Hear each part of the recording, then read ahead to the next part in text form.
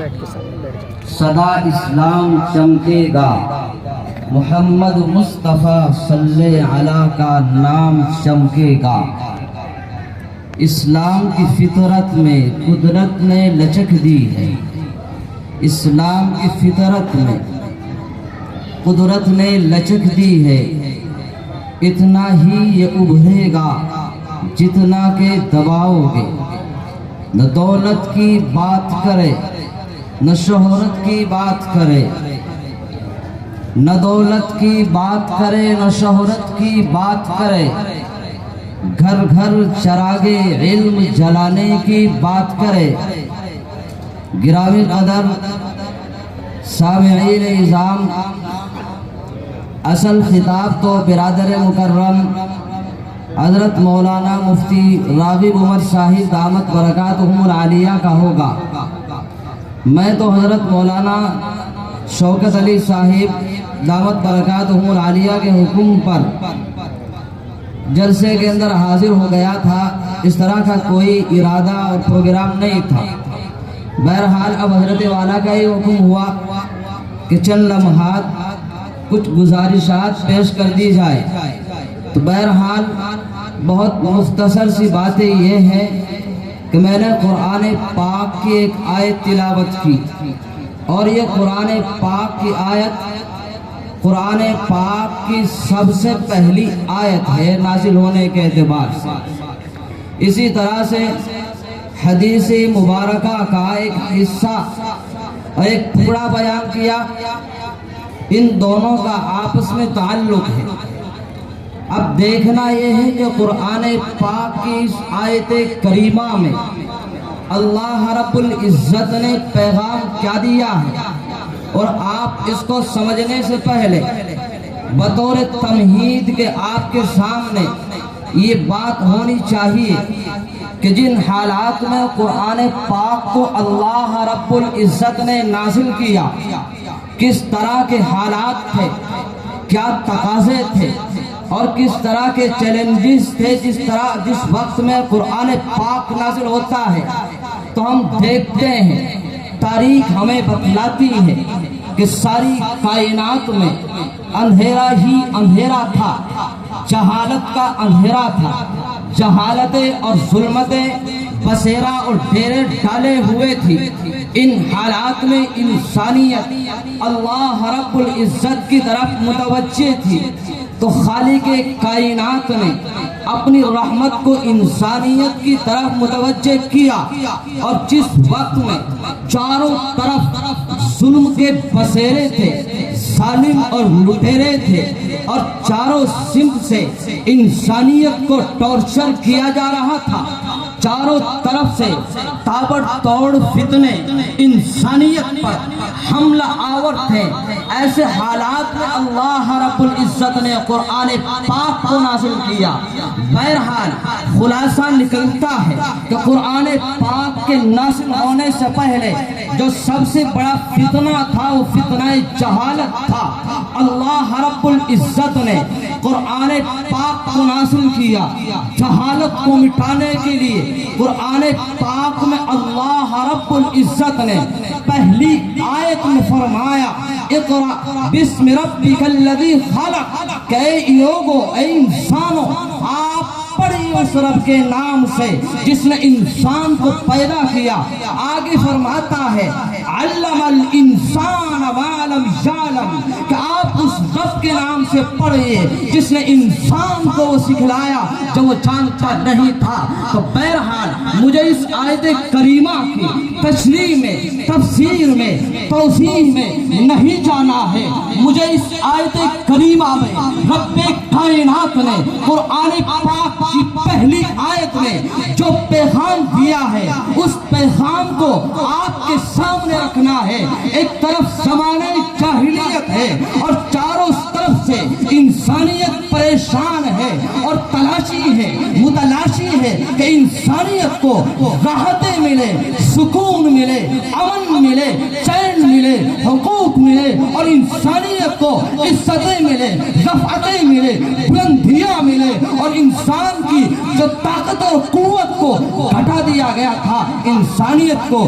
روحانی طور پر مضبوط کر دیا جائے۔ بہرحال قرآن پاک کی پہلی آیت میں اللہ رب العزت نے انسانوں کو پیغام دیا کہ تمہیں طاقتیں ملے گی تو وہ قرآن پاک کی تعلیمات پر چلنے کی بنیاد پر ملے گی، جہالتیں مٹے گی، ظلم مٹے گا تو قرآن پاک کے علوم کو حاصل کرنے کی بنیاد پر ملے گا۔ بہرحال آخری بات کرنے لگا ہوں کہ قرآن پاک میں اللہ رب العزت نے پہلی آیت میں پیغام دیا، ایک طرف زمانہ جاہلیت ہے اور ایک طرف قرآن پاک کی پہلی آیت میں اللہ رب العزت کا انسانیت کو اور زمانہ جاہلیت کے جہلا کو اللہ رب العزت انسانوں کو علم کی طرف متوجہ کر رہا ہے۔ تو ایک طرف تو قرآن کی پہلی آیت میں تعلیم کا پیغام علم کی طرف انسانیت کو متوجہ کیا،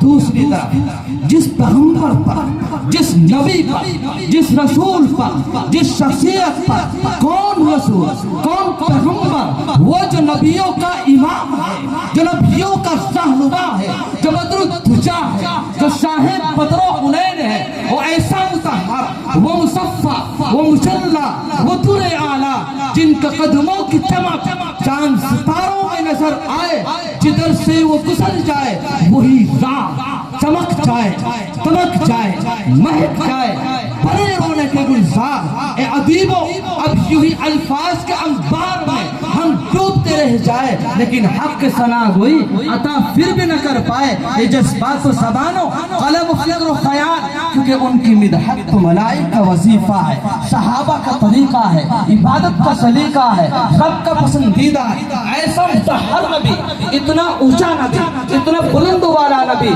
جب اپنے آپ کو زمانہ جاہلیت میں انسانوں کے سامنے پیش کرتا ہے دو چیز سامنے آتی ہے، ایک قرآن پاک کی پہلی آیت اور پھر اس نبی نے اپنا تعارف انسانوں کے سامنے کیا۔ کس انداز میں یہ نبی اپنے آپ کو انسانوں کے سامنے پیش کرتا ہے؟ فرمایا لوگوں بعثت معلما، میں معلم بنا کے بھیجا گیا ہوں، میں ٹیچر بنا کے بھیجا گیا ہوں۔ بات بالکل آخری مرحلے میں ہے، ایک طرف قرآن کی پہلی آیت اور ایک طرف نبی پاک کا اپنا تعارف انسانوں کو پہلی آیت میں پیغام تعلیم۔ نبی پاک نے اپنا تعارف کرایا تو معلم ہونے کی حیثیت سے کرایا۔ اب ایک سوال کرتا ہوں کہ جس قوم کا، جس امت کا نبی اپنا تعارف معلم اور ٹیچر ہونے سے کراتا ہے اور جس قوم کے پاس میں کتاب ہدایت اور اللہ رب العزت کی کتاب میں پہلا پیغام تعلیم دیا گیا ہے، آج وہ قوم تعلیمی اعتبار سے کہاں ہے؟ یہ ہمیں دیکھنا ہے کہ ہم وہ قوم ہیں جس قوم کو اللہ رب العزت نے قرآن پاک میں کوئی پہلا حکم دیا تو تعلیم کا دیا ہے۔ ہم وہ لوگ ہیں کہ ہمارے نبی نے اپنا تعارف ہمارے سامنے پیش کیا تو معلم ہونے کے اعتبار سے پیش کیا۔ ایک طرف تو قرآن کا یہ پیغام، قرآن کی یہ پہلی آیت، نبی پاک علیہ السلام کا اپنا یہ تعارف، اور آج کے اس دور میں 1400 سال کے بعد جب ہم امت محمدیہ کو دیکھتے ہیں تو ہمیں نظر آتا ہے کہ یہی وہ قوم ہے جس قوم کا نبی قرآن کی پہلی آیت میں جس قوم کو تعلیم کی راہوں کا متلاشی بناتا ہو، تعلیمی راہوں پر گامزن کرتا ہو، ہم دیکھتے ہیں کہ تعلیمی اعتبار سے وہ قوم آج کے اس دور میں سب سے پیچھے ہمیں نظر آتی ہے۔ کس قدر افسوس کی بات ہے، ایک طرف تو ہم نے اپنے نبی کے پیغام کو، قرآن کے پہلے پیغام کو بلا دیا ہے، نبی کے تعارف کو ہم نے بلا دیا، اور دوسری طرف ہم شکوہ کرتے ہیں کہ ہمارے ساتھ میں اس طرح کے حالات ہیں، ہماری مسجدوں کو توڑا جا رہا ہے، ہمیں نظر انداز کیا جا رہا ہے، یہ ہم شکوہ کرتے ہیں۔ شاعر کہتا ہے تو ادھر ادھر کی بات کا، اس دور میں جب ہماری زبانوں پر، ہماری سبھاؤں میں، ہماری چوکڑوں پر، ہمارے گھروں میں، ہمارے جلسوں میں یہ تبصرے ہوتے ہیں کہ ہمارے ساتھ میں کیا کیا معاملات ہیں، تو شاعر کہتا ہے تو ادھر ادھر کی نہ بات کر، یہ بتا قافلہ لٹا کیوں ہے، تو ادھر ادھر کی نہ بات کر، یہ بتا قافلہ لٹا کیوں ہے، مجھے رہزنوں سے گلا نہیں، تیری راہبری کا سوال ہے۔ تو زمانے کا امام بنا کے بھیجا گیا تھا، تو لوگوں کو راہ ہدایت پر چلانے والا بنا کے بھیجا گیا تھا، لیکن تو نے اس راہ کو چھوڑ دیا۔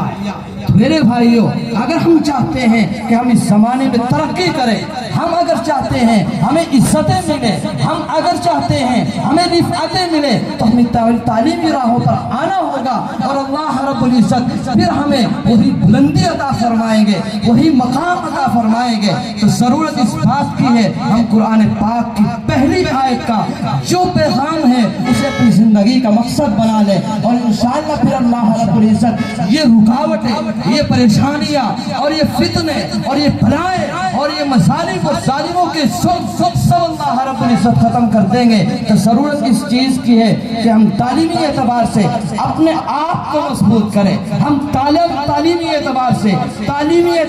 اتنے مضبوط ہو جائیں کہ کوئی ہمارے سامنے آئے تو ہم تعلیم کی بنیاد پر اپنی راہوں کو جو ہے آسان کر سکتے ہیں۔ ہمارے مسائل اگر حل ہو سکتے ہیں تو وہ مسائل حل ہونے کی چیز ہے تعلیم۔ تو اس لیے ہمیں چاہیے کہ ہم دینی تعلیم کے اعتبار سے بھی اور دنیاوی تعلیمی اعتبار سے بھی ہم مضبوط ہو، اور تعلیمی طور پر جو ہے ہم پورے اس قدر مضبوط ہو کہ ہم کسی سے پیچھے نہ رہ سکے۔ انشاءاللہ اس کے اوپر جو ہم کوشش کریں گے۔ آؤ دوستو ایک کام کرے، اسوہ مصطفیٰ کو عام کرے۔ آؤ دوستو ایک کام کرے، اسوہ مصطفیٰ کو عام کرے۔ جن چراغوں سے